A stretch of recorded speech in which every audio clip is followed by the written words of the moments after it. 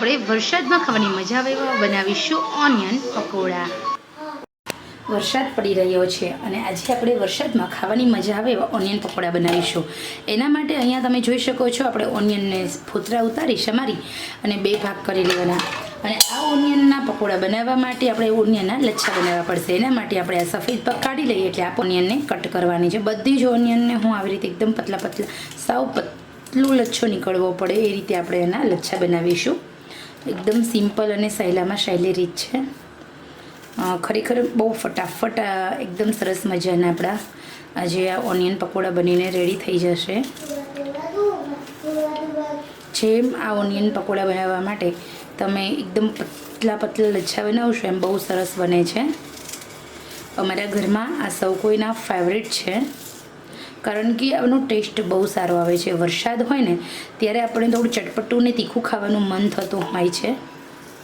તો જે લોકોને વધારે ચણાના લોટની વસ્તુ નથી પસંદ એ લોકો માટે આ રેસીપી છે સૌથી બેસ્ટ છે કારણ કે આની અંદર ચણાનો લોટ બહુ જ ઓછો વપરાય છે।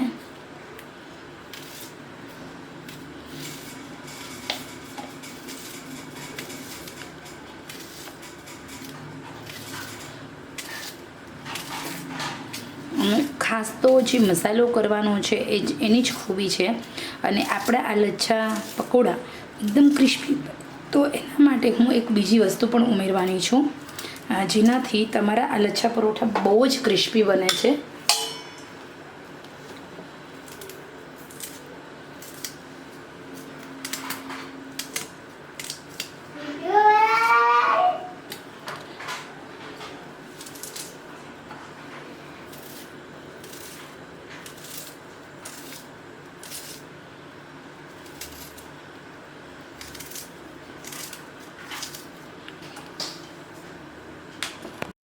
તો અહીંયા હવે સૌથી પહેલાં આપણે જે ઓનિયન છે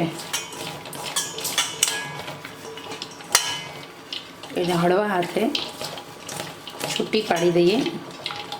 તો અહીંયા તમે જોઈ શકો છો આપણા લચ્છા એકદમ મસ્ત બની ગયા છે। હવે આપણે એમાં નમક ઉમેરીશું। નમક ઉમેરીશું એટલે પાણીનો ભાગ છૂટો પડશે। નમક ઉમેરી અને આપણે ફરી હલાવી લઈએ જેના કારણે જે પાણી છે એ રિલીઝ થશે।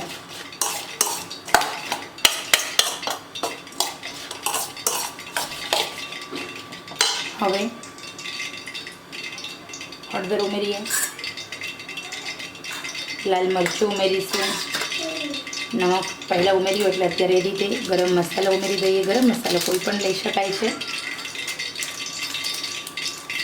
સાથે આપણે 2 ચમચી ચણાનો લોટ અને સાથે આપણા જે પકોડા છે બહુ ક્રિસ્પી બને એટલે 2 ચમચી ચોખાનો લોટ લેવાનો અને તેલ ઉમેરી દઈશું આપણે 1 ચમચી જેટલું। તેલ ઉમેરવાથી આપણા પકોડા એકદમ સરસ સોફ્ટ બને છે અને મજા આવે છે ખાવાની। તો અહીંયા આપણે 1 ચમચી તેલ ઉમેરી દઈએ।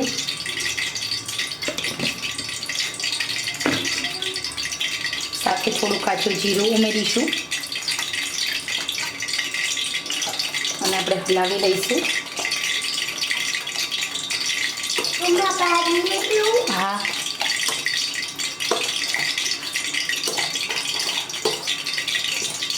અહીંયા તમે જોઈ શકો છો કે જે ઓનિયન છે એમાંથી પાણી જે રિલીઝ થયું છે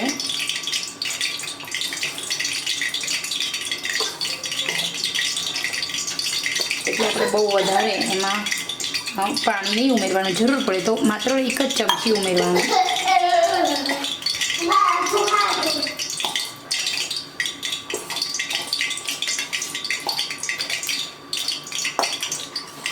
મેં અહીંયા 2 ચમચી જ ચણાનો લોટ લીધો છે। બીજી અડધી ચમચી જેટલું પાણી ઉમેર્યું છે। થોડો ચણાનો લોટ માળો પાણીમાં ભીંજાય એટલા માટે તેલ પણ ગરમ કરવા મૂક્યું છે મેં।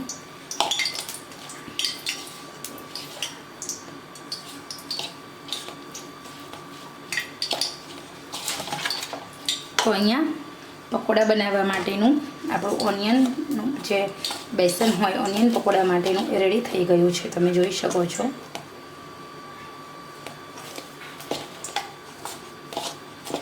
તો હવે આપણે પકોડા કેવી રીતે બનાવવાના છે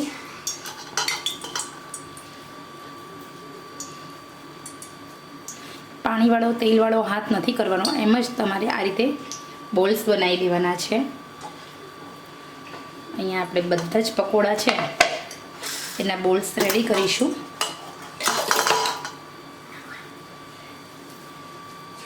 બહુ સરસ, એકદમ ક્રિસ્પી, એકદમ ટેસ્ટી, મજેદાર એવા આપણા આ પકોડા બનીને રેડી થઈ જશે. તમે જોઈ શકો છો, બહુ સરસ લાગશે. નાના મોટા સૌ કોઈને ભાવશે એવા આ ટેસ્ટી પકોડા બનીને રેડી થઈ જતા હોય છે.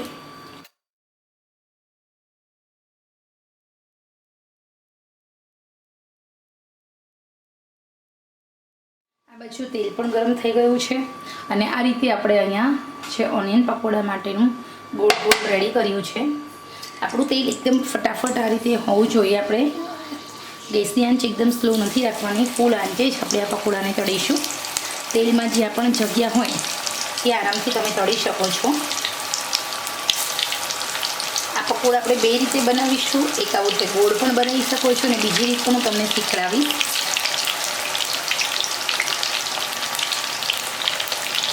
જેને તમે આરામથી છૂટા છૂટા તળી શકો છો. તમે જ્યારે કોઈ પણ તળેલી વસ્તુ ખાઓ ત્યારે તેલ હાથમાં ચોંટે નહીં, એના માટેની ટીપ્સ કે પહેલાં તમારું તેલ એકદમ ફૂલ ગરમ હોવું જોઈએ.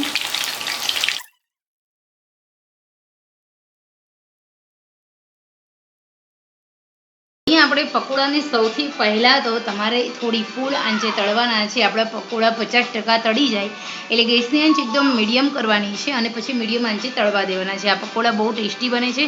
એકવાર તમે આવી રીતે બનાવશો એટલે લાજવાબ બનશે. હવે આપણે પછી ફેરવી લઈશું થોડી વાર પછી. એકવાર તમે આવી રીતે પકોડા બનાવો, ખરેખર બહુ મજા આવશે. ધીમે ધીમે સૌથી પહેલાં તો તમારે પકોડાને મીડિયમ આંચે પહેલાં ફૂલ આંચે તળવાના છે અને પછી તમારે પકોડાને મીડિયમ આંચે તળવાના છે. મીડિયમ આંચે લાસ્ટમાં તળવાથી તમારા જે પકોડા છે એમાં હાથમાં તેલ ચોંટતું નથી અને મસ્ત બને છે અને એકદમ ક્રિસ્પી બને છે. તો હવે અહીંયા મારા પકોડા 50% ચડી ગયા છે, તો ગેસની આંચો એકદમ સ્લો કરવાની છું અને એ પછી મીડિયમ આંચે જ આપણે તળવા દઈએ અને તળાઈ જાય એટલે આ પકોડાને સાઈડ પર કાઢી લઈએ અને ત્યાર પછી આપણે બીજા જે લચ્છા પકોડા બનાવવાના છે એ બનાવી લઈશું.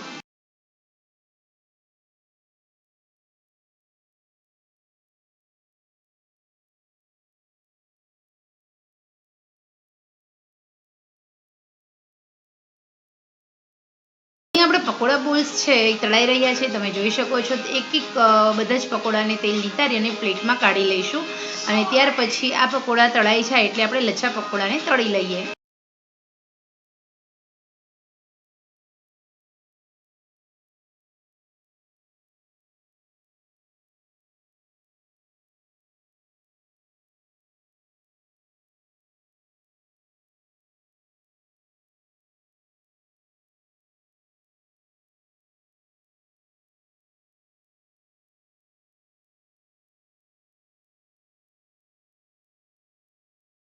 હવે આપણે તેલમાં જ્યાં પણ જગ્યા હોય ત્યાં હાથની મદદ વડે જે આપણે રેડી કર્યું છે લચ્છા પકોડાની સામગ્રી, એ સામગ્રી જે આપણે વધેલી છે એ જ આપણે ઉમેરી દેવાના છે અને મીડિયમ આંચે તળી લેવાની છે.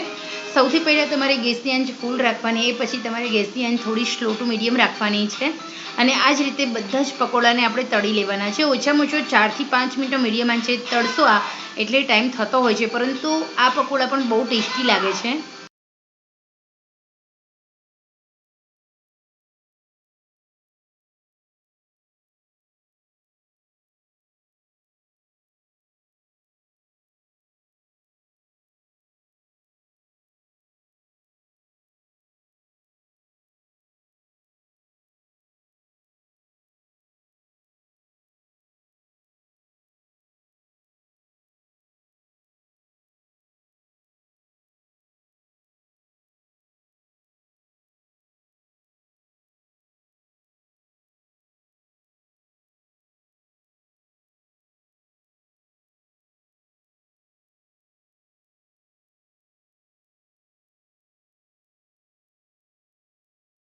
આપણા એકદમ સરસ મજાના બંને ડિફરન્ટ સ્ટાઇલના પકોડા બનીને રેડી છે. ખરેખર આશા રાખું છું આ પકોડાની રેસીપી તમને પસંદ આવી હશે. તમે પણ આ રીતે પકોડા બનાવો, વરસાદમાં ખાવાની ખૂબ મજા આવે છે.